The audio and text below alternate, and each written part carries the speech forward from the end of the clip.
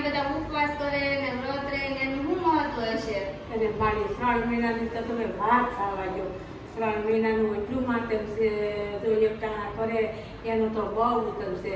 અને એમાંથી જો કોઈ હોમમાં છે અને એમાંથી વારો તલામાં જો સોડિયું જીવતિકામાના વ્રત કરે, બાયું સોડિયું ફૂંકાંદને વ્રત કરે, બધું વારો તલાનો બહુ માતમ છે.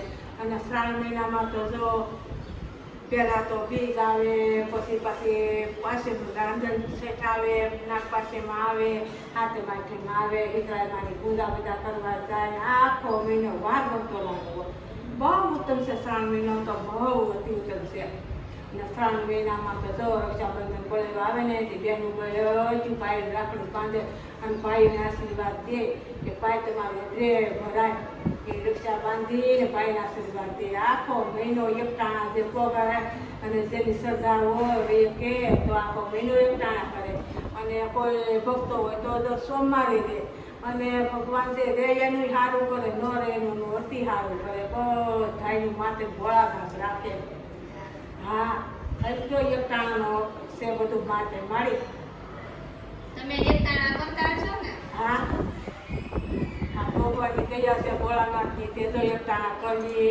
પછી મંદિરે જઈએ તે ભગવાનને પૂજીએ, ફૂલ બીડી પત્ર અબેદલા કંકુ ચોખા બધું ભગવાનને ચડાવીએ, પગે લાગીએ. અને સોટી નાની ખવાય કે આવું તો દીકરીને દોરો લઈને તે ભાઈને, નાનો ભાઈ હોય એને ખોખો ઘઉંનો ભરાવે, એની રાખડી કરે અને બેન ભાઈ પછી જમે. એ તો બહુ ઉત્તમ છે. વીરપૈલીનું વ્રત એ પહેલાં હોમમાંથી 3 મહિનાનો હોમમાં પહેલો આવે ને એ હોમમાંથી દોરો લેવાનો અને બાંધવાનો. અને પછી બીજો હોમવાર આવે, ત્રીજો હોમવાર આવે, એની શક્તિ પ્રમાણે ભાઈ ઘઉંનો ખોખો ભરે અને એની રાખડી કરે, એની બેન ભાઈને જમાડે. અને પછી હોમવારે દોરાની ઉજવણી કરી પીપળે દોરો બાંધવા જાય.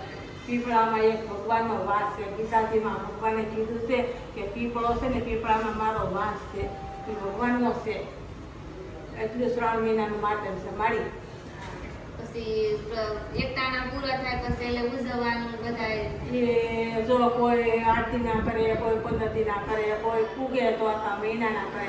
અને છેલ્લે ઉકટાણા ઉજવે એ કળોયાને સાધુ બ્રાહ્મણને સૌની શક્તિ ભક્તિ બધાને જમાડે. અને આખા મહિનાનું જે કાંઈ કર્યું હોય પૂંજાય એને બધું ભગવાન હસ્તે જાય અને ભગવાન એની પૂરા પૂરે. 3 મહિનાના તો એકટાણાનું બહુ માતમ છે મારી. આ ભગવાન રેવડાવે છે અને ભગવાનનો હુકમ છે અને એની દયા છે અને એકટાણા કરીએ છીએ તો જ રહેવાય ને. હા, તો જો આ વિડીયો સારો લાગ્યો હોય તો લાઈક કરજો, શેર કરજો, ચેનલમાં નવા તો સબસ્ક્રાઇબ કરજો. સીતારામ, જય આપા ગીરા, જય માતાજી.